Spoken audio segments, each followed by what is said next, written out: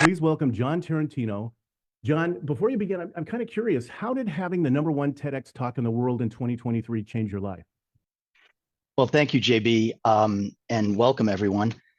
What it actually did for me was it made me believe that we are actually one people, because millions, more than 20 million around the world, all different countries watched my talk. And when they communicated with me about it, what I found out was they all had the same hopes, they all had the same dreams, they all had the same issues. And it changed my life to make me much less skeptical about the world and much more of a believer that we're one and we're unified. I love that. That's great.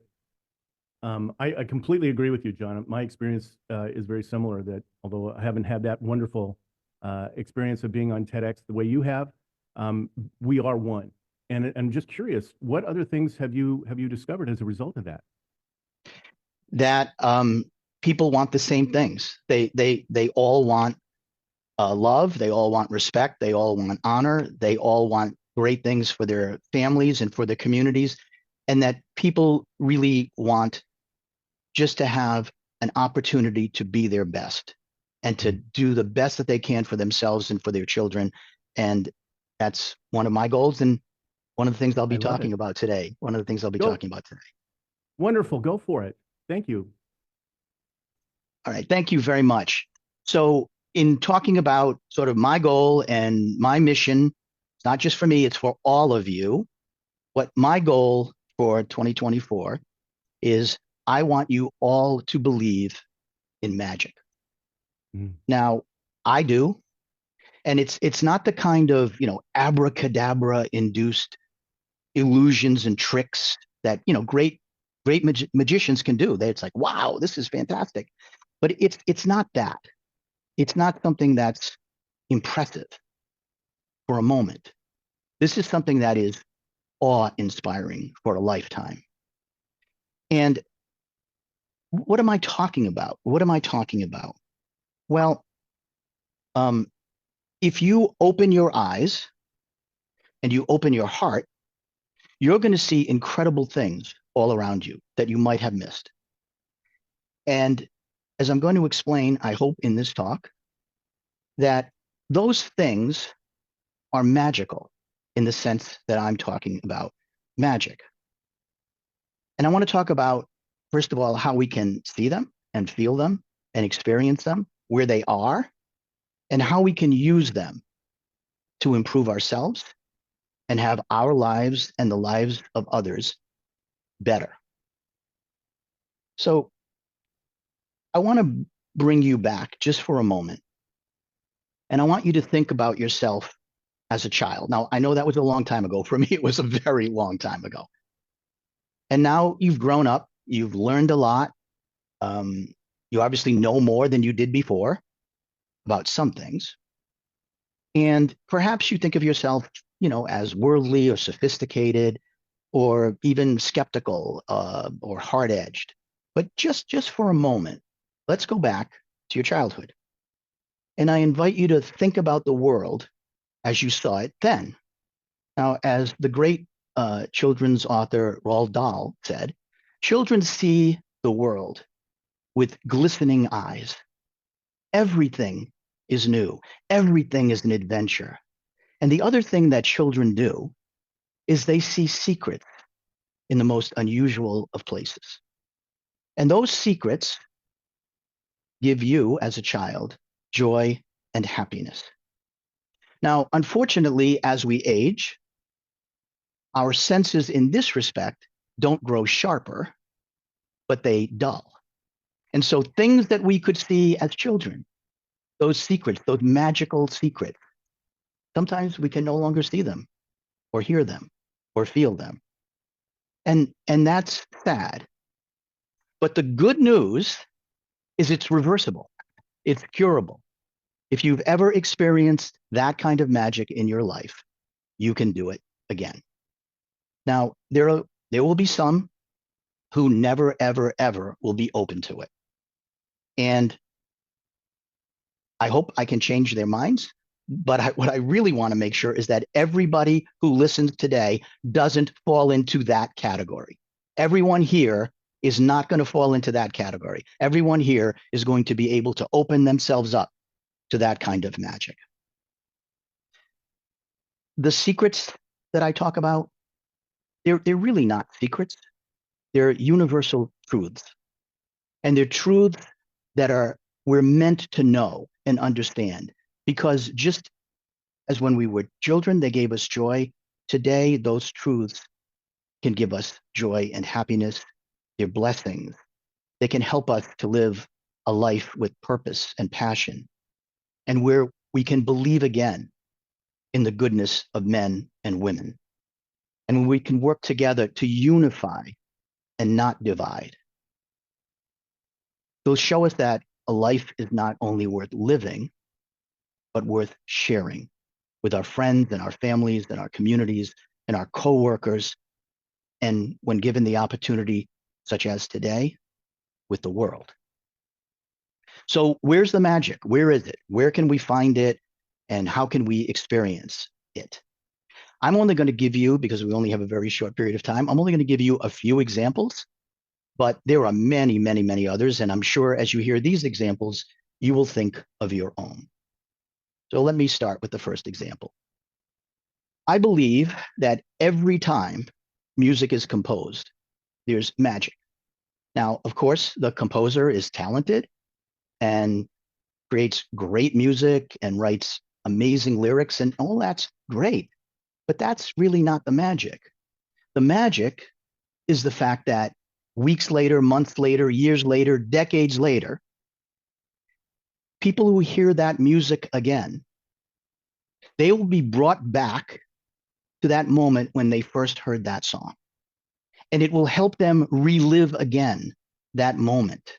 It will help them be brought back in time to that great experience. And that's nothing short of magic.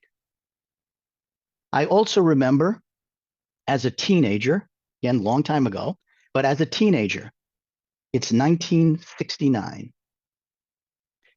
And we had a small black and white television in our apartment. And on that black and white television, I saw the grainy images of a man walking on the moon. And that was Neil Armstrong, of course. And we all remember his famous quote that he was taking a small step for a man and a giant leap for mankind on that day. I was watching the news commentators and I was mimicking them. And I said to my mom and dad, this is the triumph of mathematics and science. It wasn't an original thought. I was just saying what the news commentators were saying. And my mom, who clearly wasn't a scientist or a mathematician, she said, John, yes, those scientists, those engineers, they're brilliant. They're solving difficult and seemingly impossible equations to be able to put a rocket into space and a man on the moon.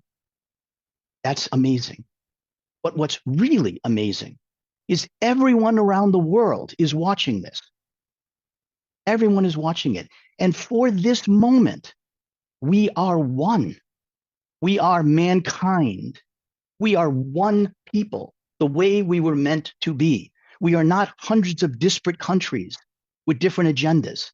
We are one. This is a triumph of man, not necessarily a triumph of math and science. It's a triumph of humanity. We are together the way we are meant to be. She said, embrace that magic, John. And I did. And I will never, ever forget that. I also remember over the course of my lifetime, and it happens even today, where I read a fantastic book, or I hear an amazing story, or I listen to an inspirational speech that changed the way I look at things, the way that I think, the way that I react. Every one of those things is magic. Every one of these TEDx talkers here today have done that to me. And talking about great orators and storytellers and authors and playwrights, everything they do is magical, not for what they write, which is amazing, but for the effects that they have on people. And so many great TED and TEDx talks, just in my own experience, within 5 months of my TEDx talk redemption stories being posted on YouTube, within 5 months, more than 20 million people watched it. And that's humbling, amazing, humbling. But in addition to people watching it, I received thousands and thousands of messages and comments and texts and calls from people all over the world. And what was remarkable about it was the consistency. They said, when you gave that talk, I felt that you were talking to me, not to an audience, to me. And somehow you knew what I was going through. Somehow you could feel my pain. Somehow you knew I needed a healing. I needed to believe that there was a way out, that there's a way forward, that there is such a thing as hope. There is such a thing as forgiveness. There is such a thing as redemption. Thank you for giving that to me. And those words had a profound, profound effect on me because I saw that we again are one people. I also want to talk about the magic of the sacred. Now, anyone who has ever been to the memorial at Ground Zero in New York City, anyone who's ever been there will feel a connection, a sense of serenity and peace now in what was once one of the most tragic sites in the history of mankind. As we all know, in September of 2001, that was a site of an evil and a profane thing. Thousands lost their lives. Families were destroyed and devastated. America was broken and the world was in turmoil. But today, at that very same site, there's a feeling of peace and serenity. There's a resurrection of the human spirit.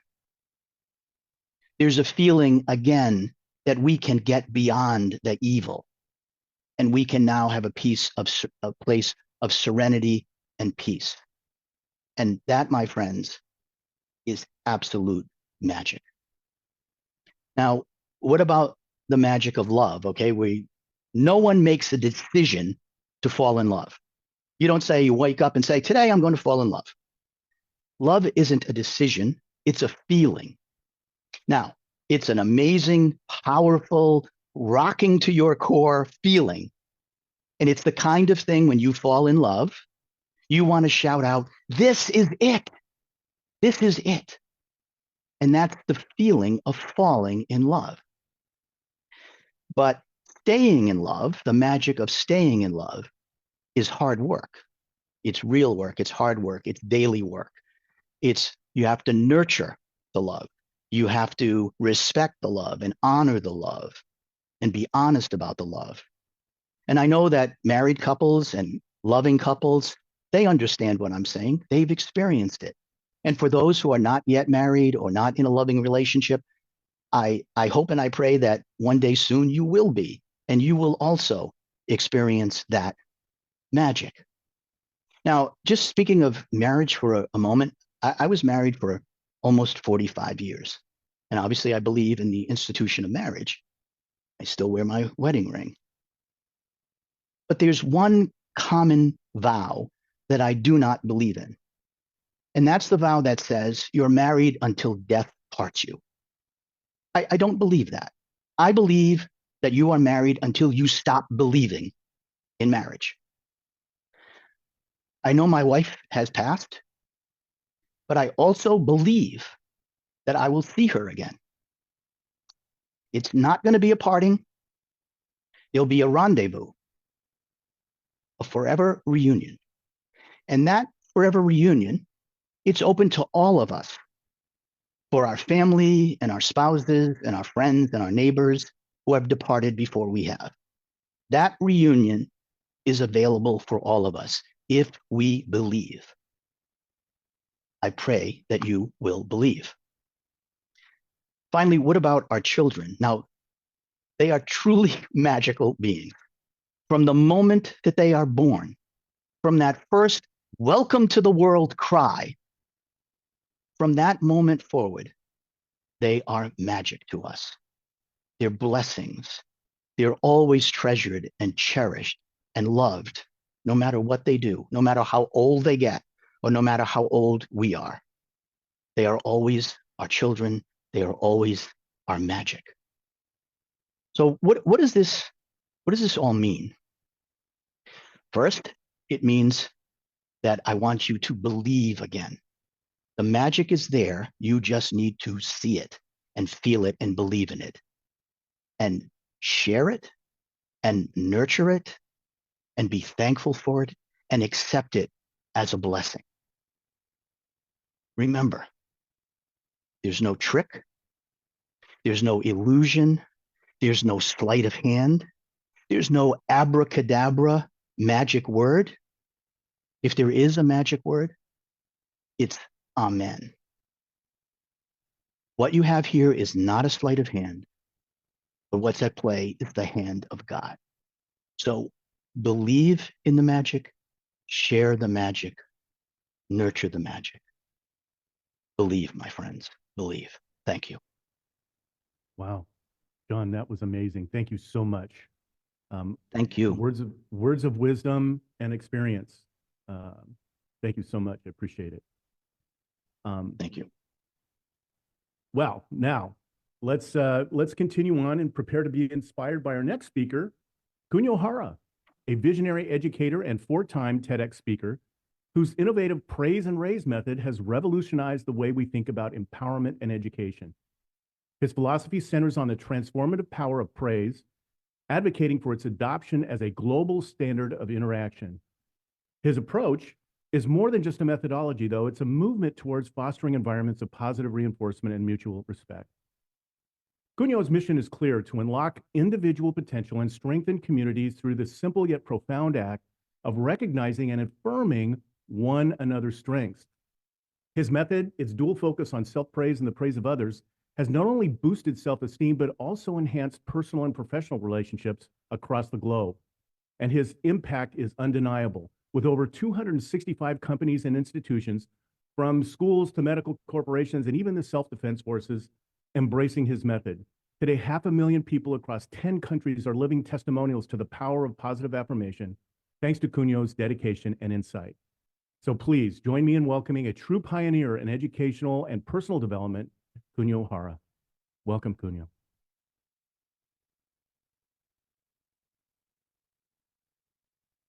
Good morning, ladies and gentlemen. The theme of my talk today is Choose a life dependent on mission. You only live once. Each person is born with a mission. They also have strength to fulfill that mission. That mission is the mission that you should fulfill in your life. And it is mission that you can fulfill. For that reason, you are born with irrepressible strength. Yet, so many people say, I have no talent, or I can't have confidence in me, and suffer from such thoughts. Our life is limited. We only live once. We cannot start over, and yet we spend our lives without realizing our strength and without realizing our mission, which is a real waste of time. Mission and strength are a set. Know what your strengths are. Let's find out what our mission is that we can fulfill by utilizing our strength. Living a life of happy dependence on our mission is the key to making the most of our existence. Because when we know our mission, we stop comparing ourselves to others. We can feel that we are standing on our own feet, rooted in the earth, and living our lives to the fullest. That's what it feels like. Of course, finding a mission is not easy. In a sense, it is a journey. It is a long journey of self-discovery. There are many types of missions. For example, there is something you really want to accomplish, and that is your mission. There is something that has been important to you since childhood. That is also your mission. There is something that you lose track of time and devote yourself to. That is also your mission. There are many different types, but they all have one thing in common, a sense of being praised by God. It is an action that gives you a sense of being praised by God. When you are fulfilling your mission, you naturally feel that you are praised by God. In order to find your mission, first of all, find your strength. These strengths will become important and indispensable tools for fulfilling your mission. Strengths do not have to be flashy. If they are irrepressible to you, they are strengths. For example, I can give my all in everything I do, or I can listen carefully to what others have to say. Excellent strength. Next, find a mission based on your strength. The important thing in this process is to believe in yourself. Believe that you have something to contribute to society that only you can do. Start by fully believing that you are born with the ability to realize it. Patiently take your time to search for it. Once you find your mission, the only thing left to do is to take action. It doesn't matter how small the action is, as long as you can make even 1 millimeter of progress each day. That is enough. Make sure you take action to fulfill your mission every day. And there is one thing I want you to do for yourself after you have taken action. That is self-praise. When you take action that lead to the fulfillment of the mission, praise yourself. For example, I acted well today. I was able to act for the joy of others. I tried my best to come up with an idea that would brighten the world, even if only a little. Or I did the work in front of me with sincerity and to the best of my ability. In fact, the more prizes you give, the more ideal it is. But 1 prize a day is also acceptable. You can press in any way you like. You can press out loud, or you can make a self-press notebook and accumulate in writing. I myself have been writing self-press notes every day for 15 years. In any case, I want you to point the arrow at yourself and give yourself praise. You are free to choose the number of times you press and the means of praise. But there is one important point I want you to keep in mind. It is to affirm your entire way of life. I want you to love yourself for the person you are born to be. Sometimes people will say things that will put a damper on your mission. Some may say, you can't do that, or it's too hard for you. And others may be negative and meddlesome. But only you.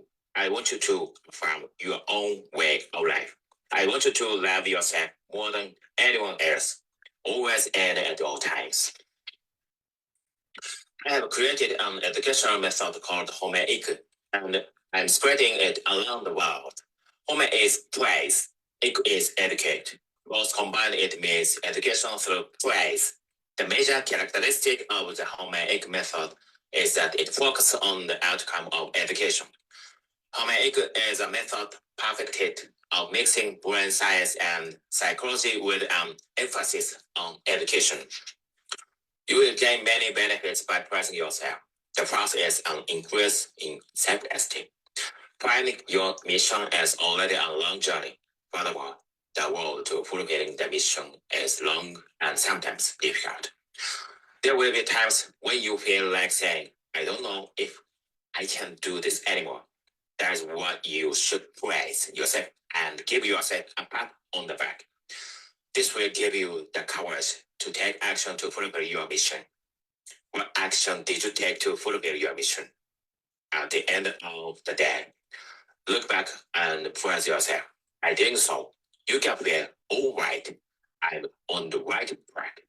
And I did enough today. You can reassure yourself and maintain your motivation for your mission. The second benefit of self-praise is that you will be filled with gratitude for having been born into this world. You are born with a mission, and you have irrepressible strength to fulfill it. For these things, I'm filled with gratitude. Thank you for giving birth to me. I'm glad I was born. It is such a warm feeling. We have a 1 in 200 million chance of being born, And if you are listening to my speech now, you have an even greater chance that you are living now. Be thankful. Thank you for life. Self-praise can be the starting point for achieving that state of mind. The side benefit of self-praise is a feeling of happiness. Self-praise is, in a sense, form of treatment. By praising yourself for your hard work and your effort today, you will feel happy. When we become clear about the meaning of our birth and the use of our lives, we can use our time with a high sense of awareness. We all only live once, and it is our mission, unlike other animals, to make meaningful use of that time. And at that time, we spend praising ourselves for fulfilling that mission as time that gives us invaluable happiness. Choose a life dependent on mission. You only live once. We should live each day with this message in mind. Find a mission and live to it. We must praise ourselves and continue to take action. This is important. People often say, time is money. No, time is not money. Time is everything. How can I say that? It is because I'm living a little that fulfills my mission, and I'm enjoying my life to the fullest. Although I was raised with praise from my childhood, I actually had a lot of trouble with human relations after I started working. I had headaches and had to be away from society for 6 months. I also changed jobs from one of Japan's leading consulting firms to washing dishes at a ramen restaurant, where I spent 4 years working in a family field. Through these seemingly very painful experiences, I was able to return to society thanks to the people who supported me and my family. And it was because of these experiences that I was able to find my mission of homeiku. I'm now living for my mission, and I'm very happy. Before I go to bed, I always praise myself and go to sleep with a gut punch. For the moment I wake up in the morning, I feel a surge of power. I experienced 3 earthquakes of intensity 7. These were experiences that I feared my life might end. We are being kept alive.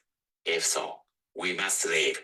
To live is to act on our mission to the best of our ability. We are born knowing that we would die. Yet, if we say, I'm afraid to die, wouldn't God be troubled? I'm sure that God's true intention is as follows. It is okay to die. Everyone will die someday, but I don't want you to not live. Let's live. Say, how about that? I too lived. When you die, until then, enjoy life to the fullest. Let's live in a way that depends on the mission. You only live once.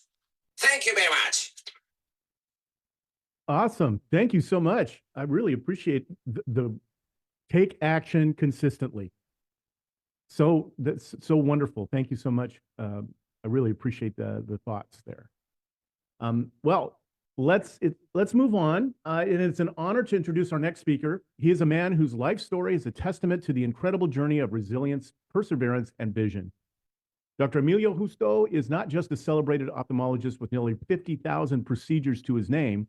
He's a beacon of inspiration, having shared his insights on the global stage as a TEDx speaker. In his TEDx talk in August of 2023, Dr. Justo unraveled the accelerated success code, shedding light on the profound impact of delayed gratification, a lesson he learned firsthand from his transformative journey as a Cuban refugee. His story is one of patience and unwavering self-discipline, demonstrating that these virtues are the bedrock of unparalleled achievement. He's a TEDx speaker, a business leader, real estate entrepreneur, keynote speaker, and a University of Michigan football fan. And I'm sure he's got a lot of things to talk about the University of Michigan football team now that he's got a new head coach going on. But let me welcome the true embodiment of the power of vision and perseverance, Dr. Emilio Justo. Dr. Justo. Thank you so very much, JB. I greatly appreciate it. And yes, a big go blue to all you Michigan fans out there. Love Do it. you believe in superpowers? That's the question. There he was, a 17-year-old boy who thought he was a man, growing up as an only child in a small town, nurtured and protected by his parents, while arriving 4 hours from home at the University of Michigan, surrounded by 40,000 students, none of whom he knew, only to find that his new college roommate was an experienced, world-traveled 19-year-old junior dedicated to transform him into a mature medical doctor and surgeon. Now, picture for a moment a 3-year-old child seeking refuge on foreign shores. Let's pretend that this child is a Cuban refugee fleeing Castro's communist regime. Let's also pretend that this child, along with his parents, do not speak English. So, what similarities do you see in these two stories? We'll discover more about this a little later. Today, we will explore a paradigm shift, challenging the conventional negative connotations associated with obsession.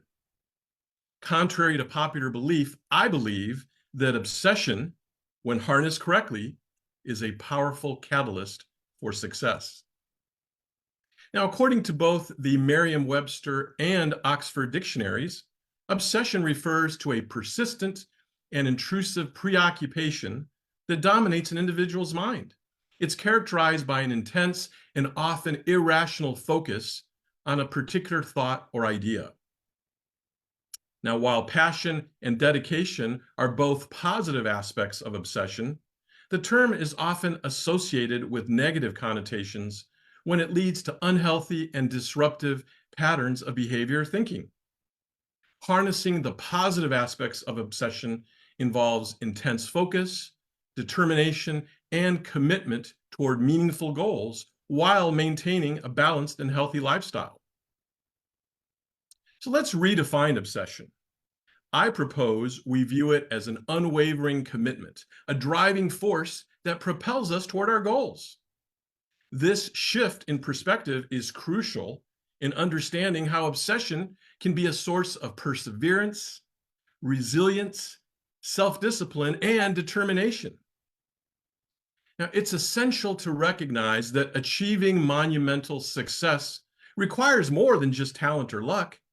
It demands an obsession with one's goals, a relentless pursuit that extends beyond setbacks and failures.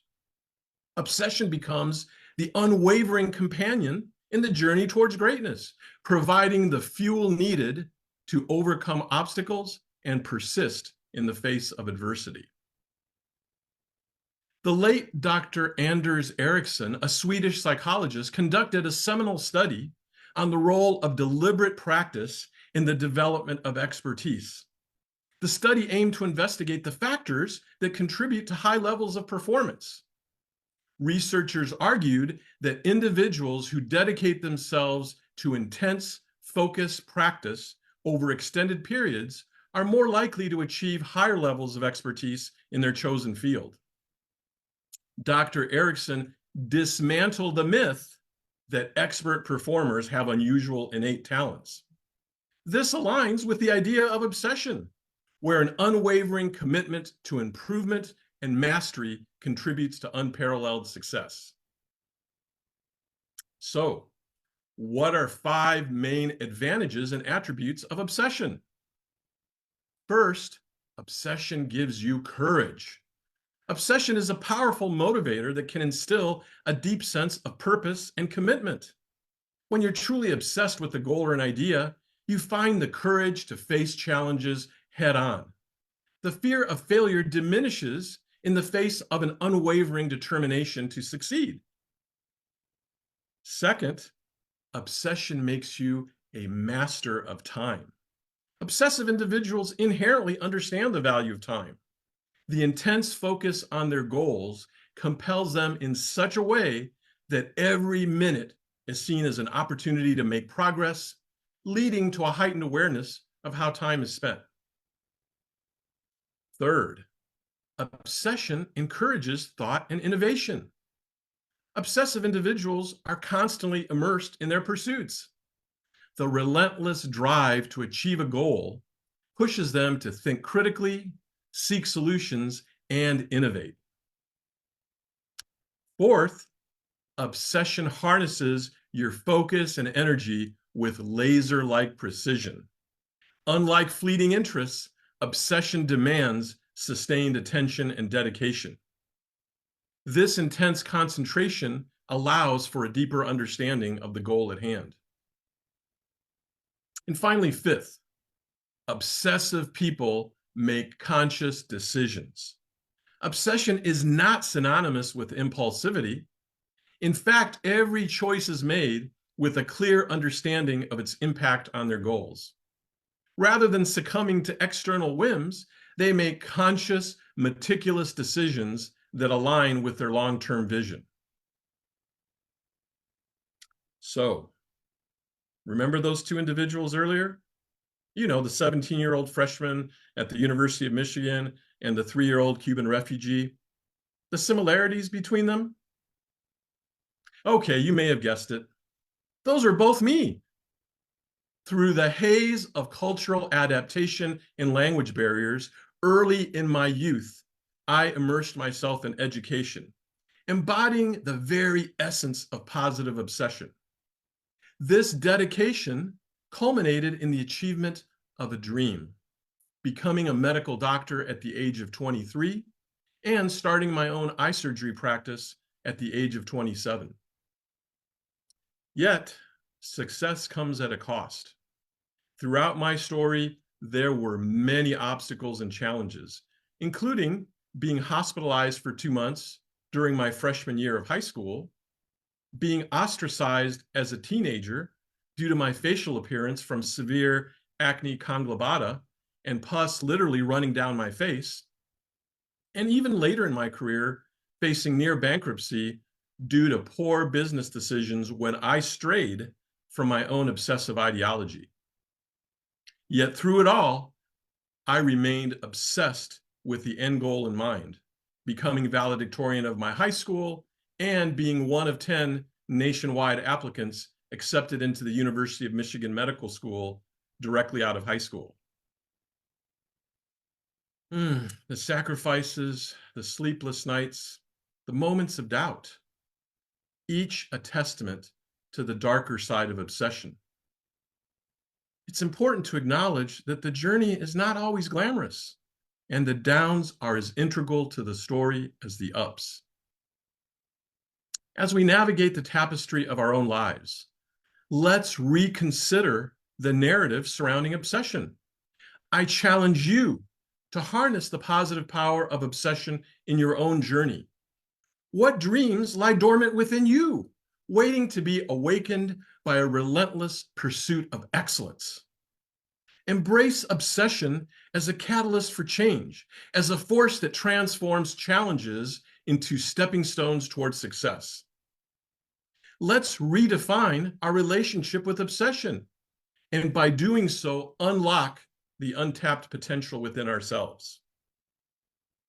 Your journey, like mine, can be marked by triumph, resilience, and a legacy of positive change. Will you heed the call to embrace the transformative superpower of obsession? The choice is yours. What's your obsession? JB? Wow. I'm in. Sign me up. Let's make that happen. Everybody, take what Dr. Justo was saying to heart. I had not thought about the positive aspects of obsession. Reframing and redefining it is going to be a key thing that I'm going to employ in my life as right now. So thank you very much for that wonderful insight, Dr. Justo. Thank you so much. Thank you, JB. And remember, go blue. There you go. So next up, we have the dynamic Bia Saloma, a luminary in the realms of personal branding and fashion design. With over 20 years of crafting and transforming styles, Bia has dedicated her career to empowering women leaders, guiding them to elevate their presence and impact. Her philosophy is simple yet profound, that your style is an extension of your essence and personal brand. She masterfully blends individual personality traits with fashion, ensuring that each client not only looks the part, but feels empowered to conquer their professional challenges with confidence, elegance, and power. Her approach goes beyond mere wardrobe selection. It's about crafting a narrative that resonates with who you are and the legacy you wish to build. With her expertise, prepare to transform how you present yourself to the world, making every moment an opportunity to showcase your unique brand and vision. Please welcome the visionary, Bia Saloma, who will inspire you to not just dress for success, but to embody it. So, Bea, tell us a little bit about your mission. Oh. My mission, JD, is to support every woman on this planet to spread their impact even faster and deeper. So I want to Wonderful. get to you all. Well, I can't wait to hear what you're going to tell us. So please go for it. So actually, according to Emilia, I will be talking about my obsession. But first, I want to start with a question. Can future become the reality? I will be asking you a few questions. Who are you in 2024? What's your future self? Or maybe what's your word of the year, if this is a way you set up your vision? And I want to tell you a short story. I played a game with my audience. I asked everybody who has a word for 2024 to give me a word, and I will translate it into style. And this is my superpower when we talk about superpowers. And I had amazing answers, which can already inspire you. Just really often, as we imagine, flow, abundance, expansion, love. But even more rare words like weave, lead, sun power. All these words can be translated into style. And as John asked you to open your eyes, I will ask you now to close your eyes for a moment. I want to go with you into your vision. I want you to imagine that you wake up in the morning.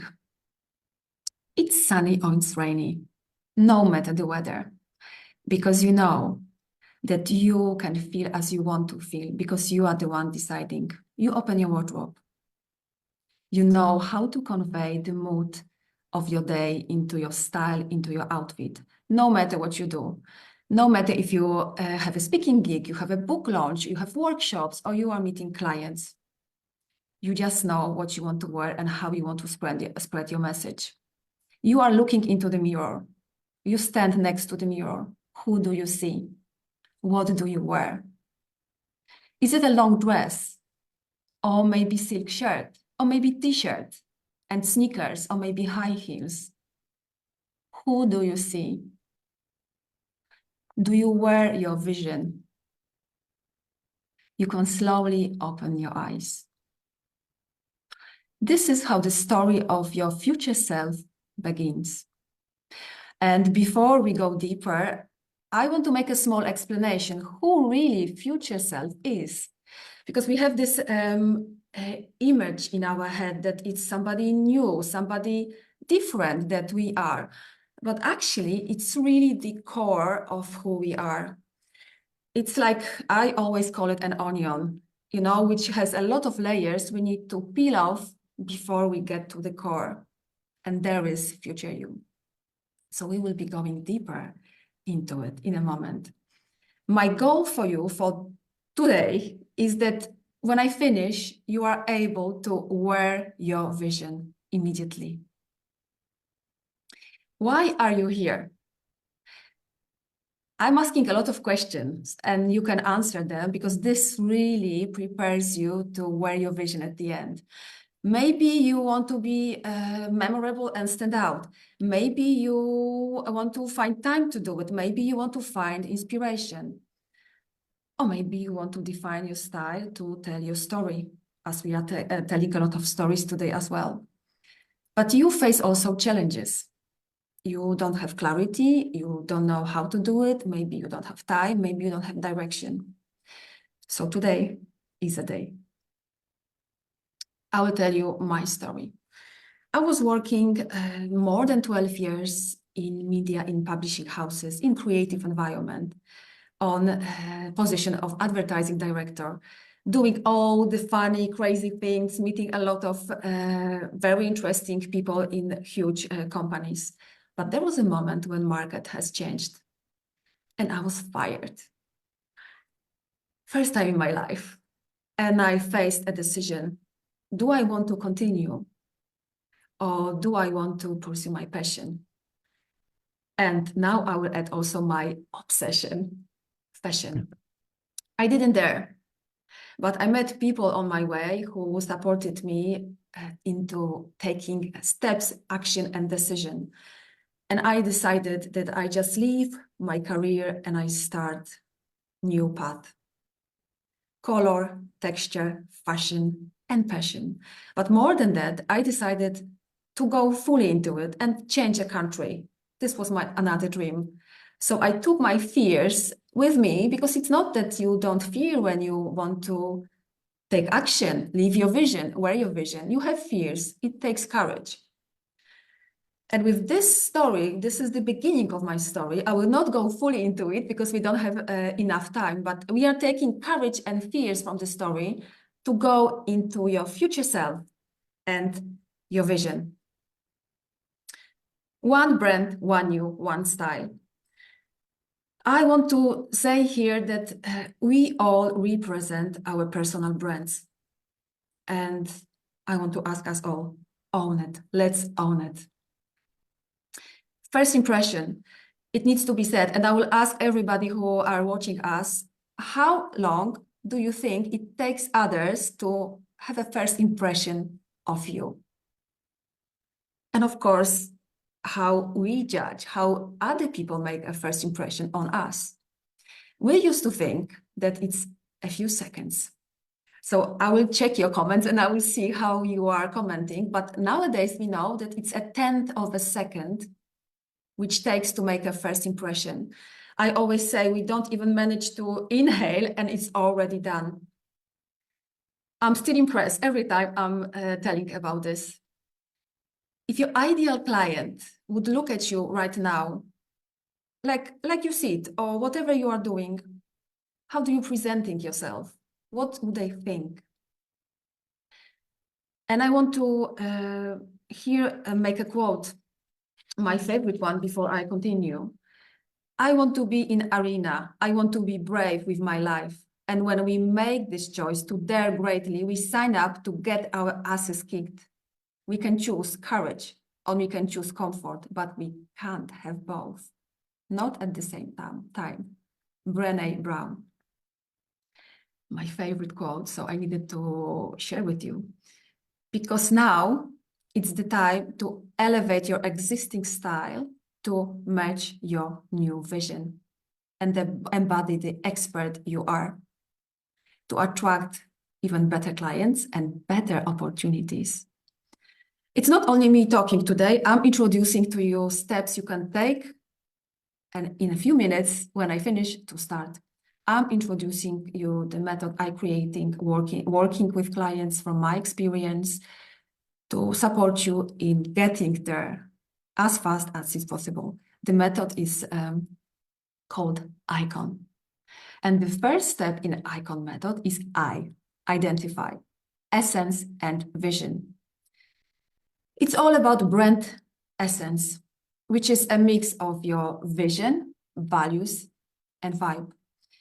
It's something which gives you direction. It's like a lighthouse, not only for you, but also for others. Once you know your brand essence, you send a really clear message to the world. But once you don't know it, you confuse people around you. Especially for us business owners, looking cohesive, it's important to build a brand recognition and trust. Do you have your brand essence? What's your brand essence? My example of my brand and maybe some inspiration. My brand, I describe with few words. It's creative, it's joyful, it's inspirational and feminine. What's your brand essence? The second step is C, clarify. These are colors and fits. And I could talk really, really long about this, but I will make it short, that I want to finish on time. But I will give you the taste of it. Do you ever think that you have a lot of clothes and nothing to wear? If the answer is yes, no worries, you are not alone. Most of women wear only 20% of their wardrobe. What a waste. Color and fit are crucial elements of navigating your wardrobe in a good direction, building brand recognition as well. We can go here also in color psychology, as finding your best colors helps you to be recognizable. Already one element. I want to talk also about fits, and I want to make a big statement here. There are no wrong or good body shapes. There are only wrong fits, silhouettes. Finding the perfect ones, and actually the perfect, it's not a good word, let's say good ones, helps you to feel so confident that you spread this message around and your audience can feel it. Color combination, it's also important in making a decision here about your personal brand and your best colors. The color can support you in building a personal brand intentionally. And intention is a huge word here. The third step is organized. Decluttering can help you to build your wardrobe in alignment with your personal brand. I always like to say, clear wardrobe, clear mind, but it's not only me saying that, it's you experiencing that. When you only have pieces, you feel amazing wearing, you look good, everything around aligns with that. A well-organized, decluttered wardrobe can support you in communicating your message in a cohesive way. It reinforces your brand identity. A decluttered wardrobe makes a positive and professional first impression on your collaborators, partners, and clients. We think only declutter, but it really gives this amazing mental space, especially for us business owners, to tackle all important decisions in our businesses, to have space for that as well. The last step is to navigate. And navigate is lookbook. It's finding your amazing guide with your best outfits. Can you imagine having one, that everything is easy? Your wearing of your mission, it's possible every day. So I'm a little bit coming back to beginning of our talk, our conversation today, where you imagine yourself in the mirror, navigating your personal brand look. It's you looking into this mirror. It's you wearing your vision. When you are wearing clothes aligned with your brand, it makes you feel good. It positively impacts your self-confidence, and it's crucial in your business journey. These are steps you can take already now, and I prepared for you today a gift. You can go deeper into these steps with ebook. Somewhere there in the comments, you will find the link to my gift to encourage you to take the first step today. And answering my question from the beginning, can future become the reality? I think you can answer now already. It can, and it already is. I have one more quote to close up this beautiful conversation we are having. Great personal style is an extreme curiosity about yourself. Iris Apfel. my amazing fashion icon, who is now, I think, 103 years old. Thank you all for listening into my presentation inspiration, and see you somewhere there in this space. Thank you. Thank you so much, Bia. That was awesome. And the one thing that I really take as part of your message today, one brand, one style, one you. Yes, Let's own it. Thank you, Thank JP. you, sure. Our next speaker is the dynamic Crystal Kim. Kim is a visionary in language education and digital innovation. Crystal's story is remarkable. She's transformed her struggles as a foreign student into groundbreaking work in English language teaching. As the founder of Frankly Digital Enterprises, she's at the forefront of integrating machine language learning into language learning. She's authored 16 patented publications, and her work uses machine learning to uncover the unique challenges English language learners face. This research has sparked a global conversation on language education. Her influence extends across Asia, from academic conferences to business venues in Korea, China, Japan, and Vietnam. Her insights are also shared on her radio show, Frankly Speaking, in Dallas, connecting with the Korean American community. Her TEDx talk highlighted her innovative approach to language education, and Crystal is more than an expert. She's a pioneer reshaping how we learn languages. So let me welcome Crystal Kim. Crystal, welcome. Thank you for having me. I'm very happy to be with all these wonderful speakers this morning.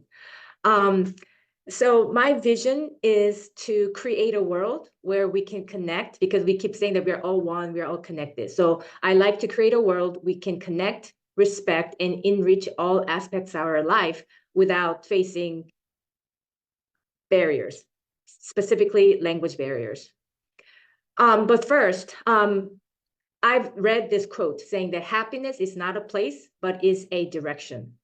So everybody today, all this, wonderful speakers, we shared that we went through personal struggles, hardships, myself as well. I am still going through a lot of, personal things and devastation. Actually, 3 years ago exactly, my father passed away from a heart attack. And so it's still surreal, but also at the same time, after the funeral, I stayed with my mom in Korea, and he owned a lot of books. And in the bookshelf, I was really devastated. I was very close to my dad, and the whole my professional life, author, speaker. That's because my dad was a mentor. I worked for him. He dedicated his life, 40 years in English language education business, for his 40 years. And I spent 20 years. I traveled to Korea, China, Japan, Vietnam twice a year, 3 times a year. When he was just gone, all of a sudden, I felt like I lost everything, because I talked to him every single day, even after I came to America 27 years ago. So, but I saw one of the books, he says, be a miracle. But I had to walk away from, the language education business for almost a year, because I couldn't bear to think or see his writings in my books, or what he left. But I wanted to be a miracle. And I am here to share a message, the message that my father actually died for, literally. I'm here, I almost died also, until I came here. So first, by the end of my talk today, I like to change the narrative around second language education, not just English, any second language education, because I really want to dismantle the misconceptions around the process about acquiring second language. When I say change is a process, I do a radio show for Dallas Korean community, and a lot of Korean Americans tell me that, Crystal, I lived in America the last 20 years, 30 years, and I have a college education background, even higher. And it's not that I don't know English. I have grammar knowledge. I have, high level of vocabulary. It's just when Americans ask me something, or even my kids, they say something, my mind goes blank and I just freeze. So, that happens. That's a actual, medical conditions, right? When you are under a lot of stress. Asian people, generally speaking, they're highly proud people. And whenever they appear inadequate, it gets worse. I know very well, and I think all of us, know somebody in your family members, your parents, or your friends or coworkers who are very intelligent and who are very nice. Sometimes they act a certain way, or they say something sometimes you may not understand, or you kind of know where they're coming from, but they're not able to properly communicate. And all of us, language is one of the basic tool that we connect one another. And as a foreigner, we just don't, people say, okay, you're a foreigner. And as a foreigner, you speak pretty good English. So don't try not to be like native like. Whenever we hear that, it's okay, I appreciate your attention. You're trying to be nice, but that's not how we feel. Like, we want to connect with you on a deeper level, not just superficial. Hey, how are you doing? I feel good. I'm tired. What are you going to do? More than that, because when we talk in our mother language, we can, communicate or, eloquently express how we feel, right, on a deeper level. But when we speak in English, that doesn't really happen spontaneously, because either you are Americans or any, other different language speakers, we all believe that, hey, in order for us to learn a different language, you have to basically avoid using your native language and just immerse yourself in the environment. If you want to learn English, live in America or go to like Canada, America, England, and spend some time. Just have direct conversation with native speakers and forget your language. And then it will happen naturally.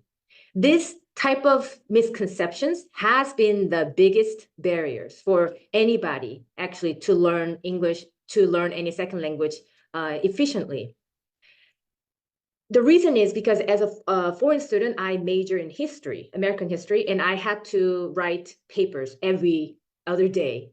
And when I came to America at 18, I had high hopes. I thought I was going to master English within a few years. But when I had to turn in write a paper, I felt like a loser. And I ended up marrying to a man, American, who ended up becoming a professor, in history. And he got his postdoc in UC San Francisco, one of the most prestigious medical schools in the world. And everybody was a doctor, professors. I had high hopes when I came to this country. My dad literally sent me, my parents, sacrificed everything for my education. And I love my son, but I felt like I wanted to become more than just a mom, stay-home mom. So I really felt very frustrated with my life. I wanted to do something more, but I felt limited. No matter what I did, nothing really worked. I didn't know how to improve my writing skills. As I spent or interacted with other Korean Americans, they graduated from prestigious universities in Korea, where I might have not been able to enter in the first place. These moms came to me with young children. Hey, Crystal, please, can you help me to improve English? And I told my father that we have to come up with something better. So what I developed was we need to come up with a very, very specific frameworks that basically lays out essential concepts of English language. When you think about learning English, don't think about the rules, just you're gonna get it. It's not about the rules, you're gonna learn naturally. That's actually the worst advice you can give, but so as you maybe explore the internet or anywhere, especially now, AI always comes up in our discussion everywhere. AI is great. I use ChatGPT every day, for writing my script for my radio show, just get some suggestions. The typical language education, all this misconception is actually excluding Asian populations in the world that constitute 1/3 of the world's population. Is excluding them. Okay, the example is, let's say some people say, hey, I want to learn how to say when I got in a car accident. So you have to kind of explain to the police officer what to say. So now you have ChatGPT. Okay, you see the examples, for example. The thing is, most Korean people, they don't know. They say native speakers don't understand what they say, what they pronounce in English. So even if they have all these good suggestions from ChatGPT, they're not still able to communicate. So we need more than a device imitating what's on AI or any suggestions. So why is it? When I talk about the frameworks, we need to know what kind of vowel sounds, what kind of consonant sounds English language has versus what Korean language don't have. So in order for identify what we don't know, we have to know what English language has and what Korean language don't have. So people think about, oh, don't think about your language. Let's forget Chinese, forget Korean, just think about English. There's no place that you can literally find what are the exact essential concepts of the English language, number one. Number two, when you compare between two languages, English and, for example, Korean, what sounds your language doesn't have? In order for us to know that, you have to know English and your language.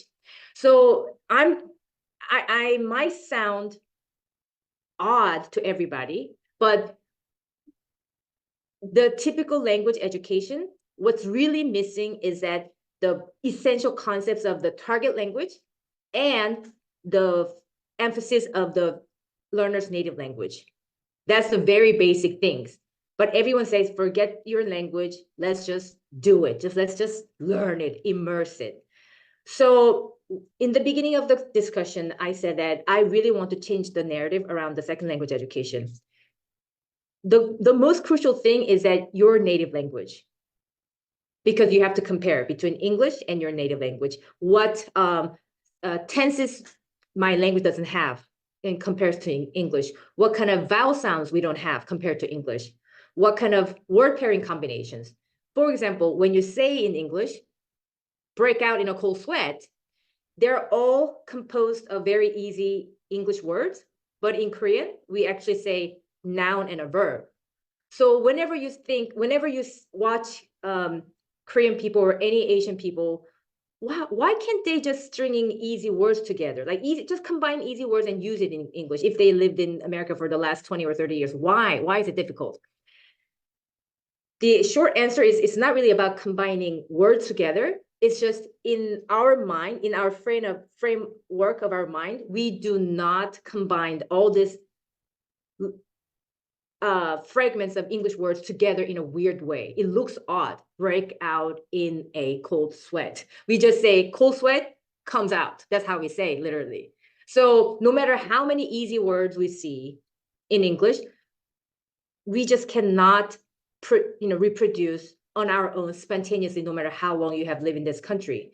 So next time when you run into somebody struggling speaking English or try to say something, I just really want you to know that, number one,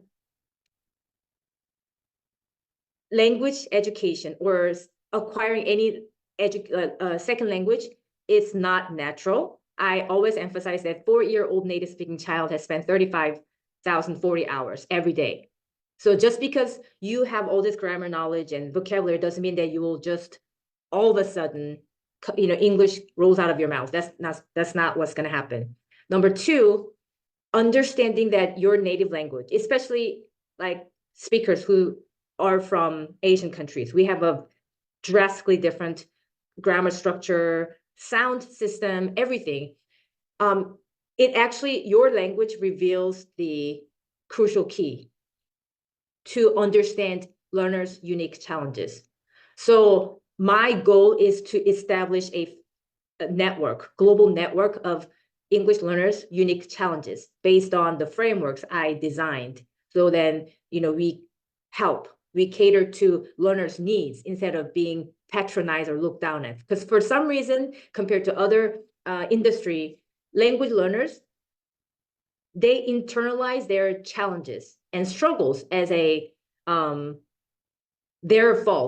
fault, although we never been taught properly. So I really want to change the narrative and dismantle the misconceptions. Language learning is not natural, and it is possible to observe through these specific frameworks. So it is the most important thing is that you really have to know what you don't know. And I am talking about language education to native speakers. Hey, I want to tell you what we need to learn. Not because I speak English better than you, but I, as a person, I understand what concepts, like pronunciations, grammar, what concepts Korean language doesn't have, what Chinese language doesn't have. I know that as a language expert. So that's because native speakers don't know what Asian people don't know, and Asian people don't know what they don't know. So the self-awareness is the key.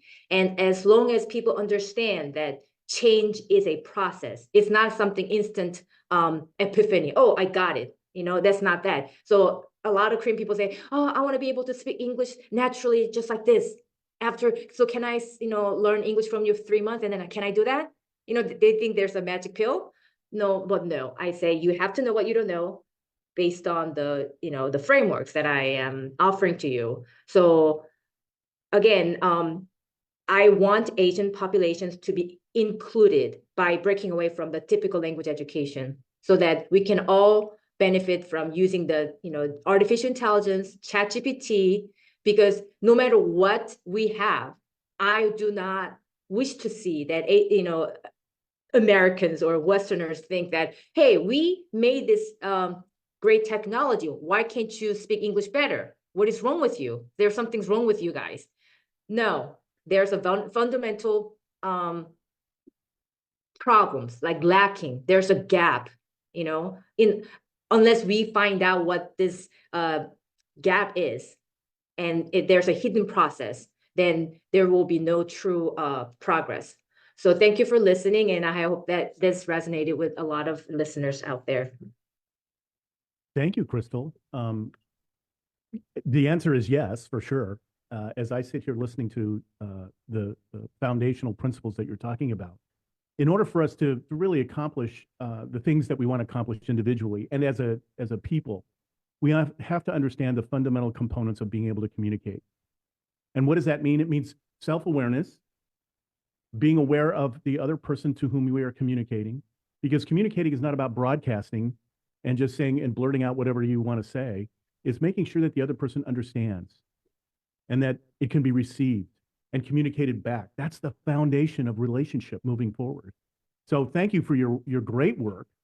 I really, really am looking forward to learning more about the technologies that you've identified and how we can utilize that in our lives today and in the future. Well, as we conclude today's enlightening journey at the 37th Global Speakers Talk Summit, it's clear that we've had a diverse set of expertise from our speakers, and they've given us some fundamental thoughts to consider. But basically, it boils down to this: we are one people. And there are many ways that we can continue our own unique journeys to become the best that we can be individually and leave the world in a more connected world. So thank you all to our speakers, to John, Dr. Emilio, B, Crystal, and Kunio, who had to leave earlier, for being here and allowing us to participate just a little bit in your expertise. And hopefully we can all apply it in our lives to bring a better world together. Thanks very much. And we hope to reach out to you. Come into the Facebook group. There'll be areas where you can connect with our speakers, and there are different types of ways that we can assist you in helping you build your business and do other things as well. So thank you again very much, and we look forward to seeing you on the next summit next month.